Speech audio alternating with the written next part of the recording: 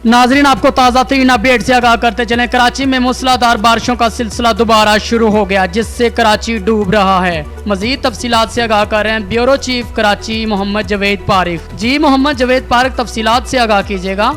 बिल्कुल कराची फिर डूबने की तरफ जा रहा है। हुकूमत के बिलावल साहब भुट्टो के पानी आता है, बारिश आता है, पानी आता है, उनके दावे फिर झूठे साबित हुए।